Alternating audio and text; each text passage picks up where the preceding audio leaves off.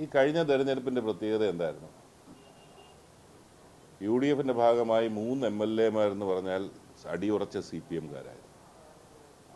അതുകൂടാതെ 3-4 പേര് 3 CPM-ൻ്റെ സന്ദീപ് വാര്യർ അതിൻ്റെ മുമ്പേ വന്ന് BJP-യിൽ നിന്ന് വന്ന് ഞാൻ യു ഡി എഫിൻ്റെ ഭാഗമായി MLA ആയി. PK ശശി ഞങ്ങളുടെ സ്ഥാനാർത്ഥിയായി. അത് ആ രാഷ്ട്രീയത്തിലേക്ക് UDF പോയി. ഇടതുപക്ഷ ജനാധിപത്യ മുന്നണിയുടെ ഭാഗമായി നിന്ന് ശരിയായ നിലപാടെടുത്ത് പുറത്തു വരുന്നവരെ അല്ലെങ്കിൽ അവരെ പ്രോത്സാഹിപ്പിക്കുക എന്നുള്ള പൊളിറ്റിക്കൽ ഡിസിഷനാണ് UDF-ൻ്റേത്. അതിൻ്റെ ഭാഗമായിട്ടല്ലേ ഇതെല്ലാം സംഭവിച്ചത്.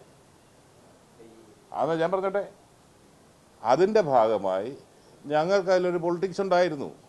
ആ പൊളിറ്റിക്സ് എന്ന് പറഞ്ഞാൽ DYFIയുടെ ഭാഗമായി നിന്ന് DYFIയുടെ സമ്മേളനം നടക്കുമ്പോൾ DYFIയുടെ ആ സമ്മേളന പ്രതിനിധികളും അതിൻ്റെ നേതാക്കന്മാരെ അതിൽ നിന്ന് വിട്ടുവരുന്നതിൻ്റെ പൊളിറ്റിക്സാണ് ഞങ്ങൾ കണ്ടത്. ഞങ്ങൾ മറ്റൊന്നിലേക്കും കടന്നില്ല. ആ പൊളിറ്റിക്സ് UDF പിന്തുടരുന്ന അതേ പൊളിറ്റിക്സ് RSP ഒരു ലെഫ്റ്റ് പാർട്ടി എന്നുള്ള നിലയിൽ മറ്റ് ലെഫ്റ്റ് പാർട്ടികളിൽ നിന്ന് കിട്ടുന്നവരെ സ്വീകരിക്കുന്ന നിലപാടെടുത്തു. ഇനിയും വരും ദിവസങ്ങളിലും ആൾക്കാർ വരാനിരിക്കുകയാണ്. ആ പൊളിറ്റിക്സ് UDF-ൻ്റെ പൊളിറ്റിക്സ് ഞങ്ങൾ പിന്തുടർന്നു എന്നുള്ളതിനെക്കുറിച്ച് ശരിയായിരിക്കും. വ്യക്തിപരമായ വിഷമമുള്ള അവരുടെ കുറ്റം പറയുന്നില്ല, വ്യക്തിപരമായ മുൻകാല അനുഭവം. പക്ഷേ നമ്മുടെ ഒരു രാഷ്ട്രീയത്തിൻ്റെ ആ ഉന്നത നിലവാരത്തിൽ നിന്നുകൊണ്ട് പൊതുരാഷ്ട്രീയത്തിന് വേണ്ടി ചില വിട്ടുവീഴ്ചകൾ വിഷമങ്ങൾ സഹിക്കണം. അവരത് പ്രതികരിച്ചതിലൊന്നും എനിക്കതിൽ വലിയ വിഷമം എനിക്ക് തോന്നിയിട്ടില്ല.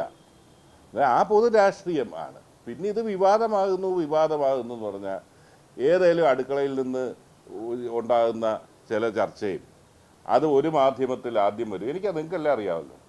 പിന്നെ അവരുടെ ഉറ്റ ചങ്ങാതിയായ മറ്റത് വരും. പിന്നെ 3-4 പേര് സ്ഥിരമായിട്ട് അതെടുത്ത് ഫേസ്ബുക്കിലിടും. അങ്ങനെയുള്ള വാർത്തകളെക്കുറിച്ചൊന്നും നമ്മൾ പറഞ്ഞിട്ട് കാര്യമില്ല. നിങ്ങൾക്കും എനിക്കും അറിയാവുന്നതാണ്. അതുകൊണ്ട് അതിനപ്പുറത്തേക്കുള്ള ഇതൊന്നുമില്ല. ജെനുവിനായിട്ട് അതിൽ വിഷമം ഉണ്ടായിരുന്ന യൂത്ത് കോൺഗ്രസ് പ്രവർത്തകരെ സംബന്ധിച്ചിടത്തോളം പൊതുരാഷ്ട്രീയത്തിന് വേണ്ടി അവരെ വിഷമം സഹിക്കുക എന്നേ അതിനെക്കുറിച്ച് പറയാനുള്ളൂ.